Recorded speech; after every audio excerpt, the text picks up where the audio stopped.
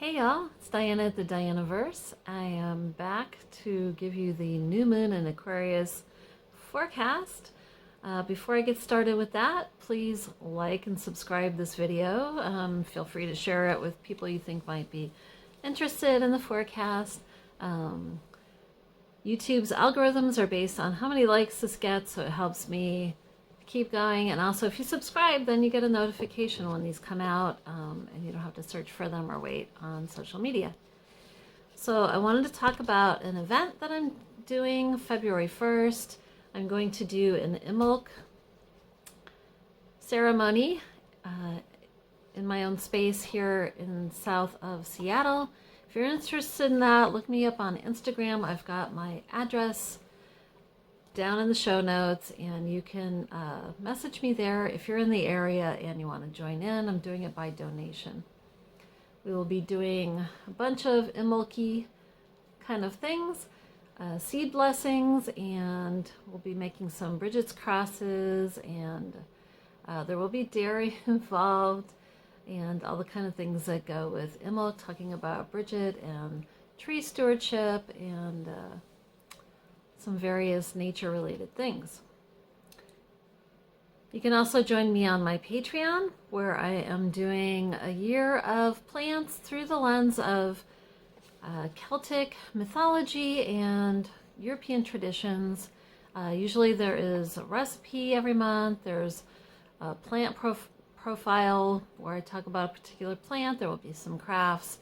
You can go on to Patreon and check that out if you're interested. Also, have a link in the show notes for that.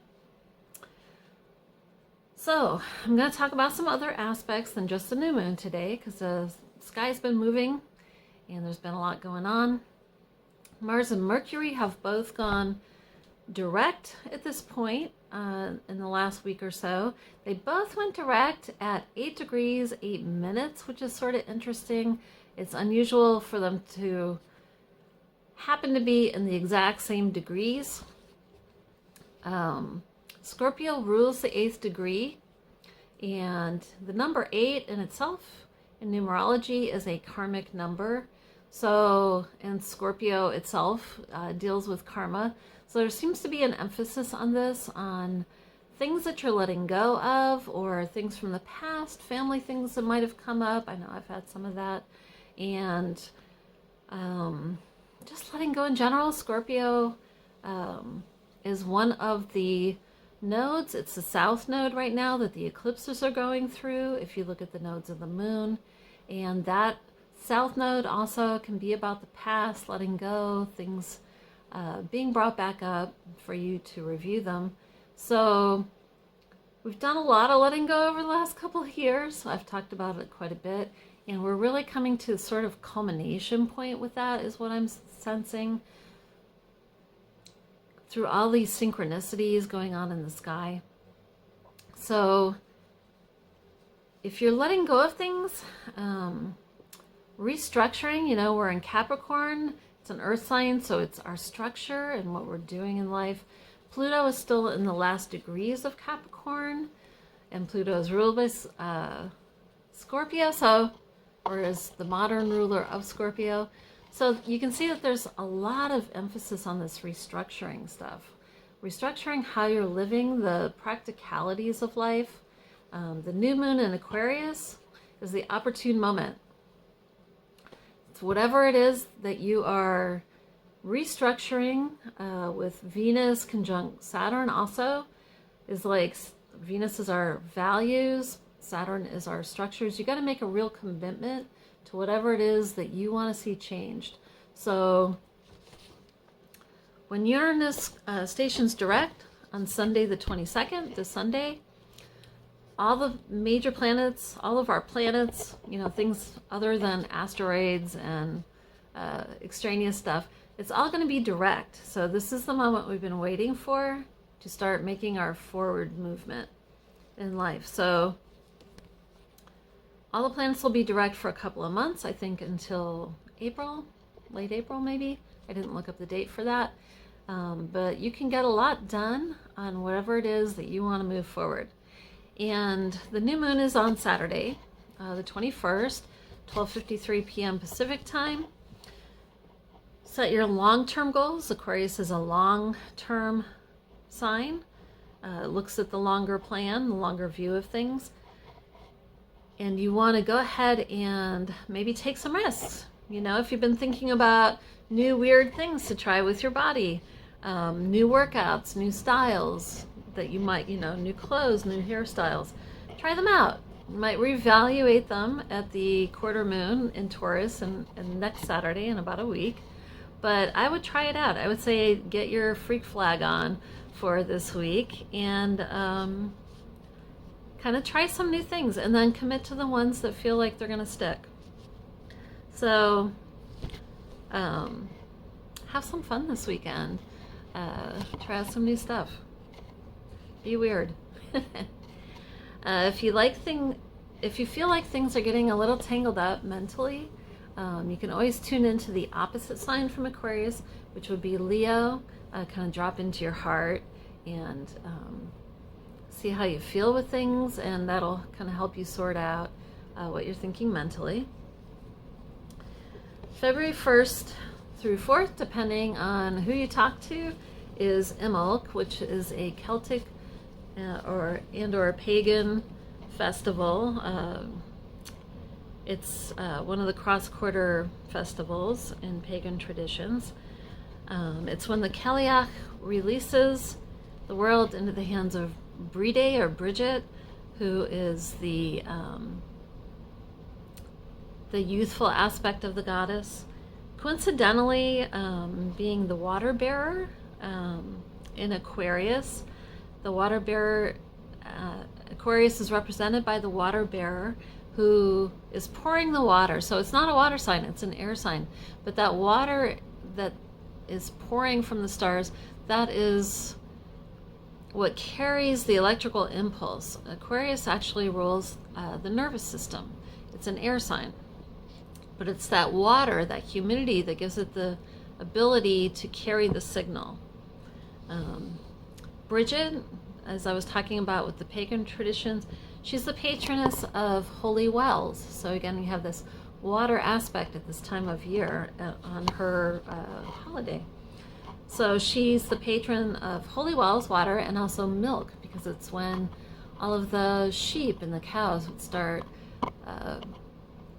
beginning to develop milk for the new calves that they're having.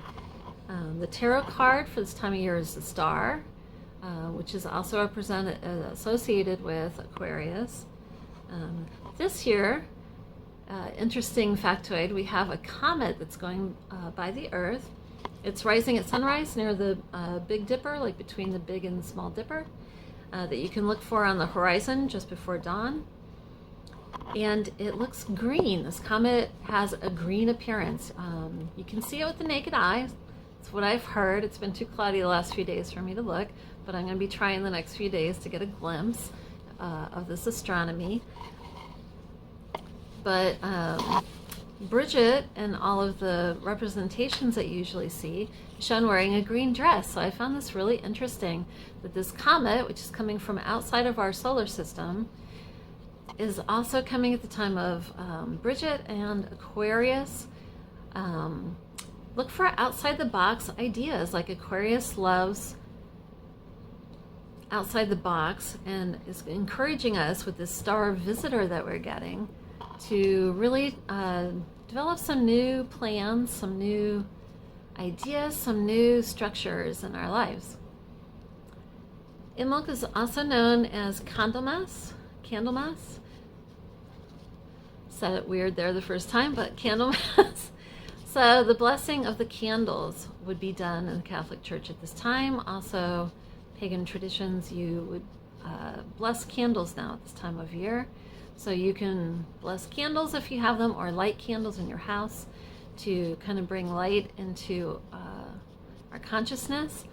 Also seeds, we do seeds blessings. We'll be doing that in my Imbolc event. Blessing our seeds, because the seeds are dormant. Oops, knocked into the tripod. Seeds are dormant in the ground this time of year, but they're getting ready. They're getting ready to sprout. They are starting to think about pushing up out of the dirt. There's some great images of this online where you can find like a woman under the ground and she's uncurling, and you can see the plant coming up out of her and reaching for the sun. So you can bless your seeds or even start some seeds if you're in a climate where spring isn't too far off. We're having a fairly mild winter here at the moment, but it's also called fall spring here, so we often get some frost and snow after that. So you could start some things indoors with lights, right? But you could also just bless your seeds and put them on your altar in waiting for the time when it's good to plant them. For St. Bridget's Day, you can leave out Bridget's cross if you happen to know how to make that or have one. People also will leave out a red cloth, and they will leave out milk or butter.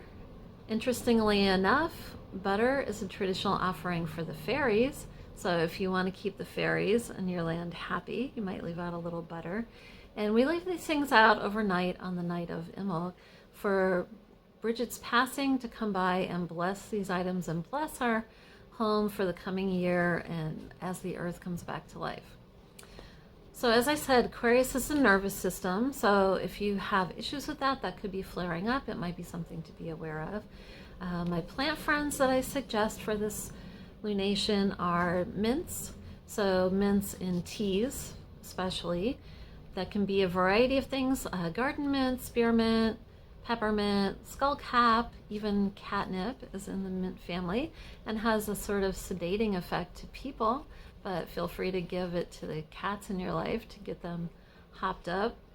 Our stone friends I'm recommending for this month are the traditional stone for Aquarius. It's aquamarine, so it's sort of this otherworldly green stone, right, in keeping with the green theme that we got going on this year. And that is what I have for you today. I hope this is interesting and helpful. Another thing I was going to say that I didn't write down, but I wanted to remember. With the Pluto in the last degrees of Capricorn, we're seeing a lot of underbelly things coming up in our structures. So you might see more of that coming up in the news. I've seen a couple things this week. One with the Supreme Court taking from their charity of the Supreme Court Historical Society, taking money from people who have cases before them. So that was an interesting thing that popped up. Also, I saw one in Ireland where they had money that was supposed to be flagged for forestry projects, and lo and behold, it's actually being given to investment firms who are going to manage that. No conflict of interest there. So there will probably be some other large structural things that pop up that we see in the news about our elected officials. So anyway, on that happy note, I will leave you until the full moon in Leo a little later in about 2 weeks, and I hope that your plans are coming together and come to fruition for you in the new year. Blessings on your plans, and see you next time. Bye-bye.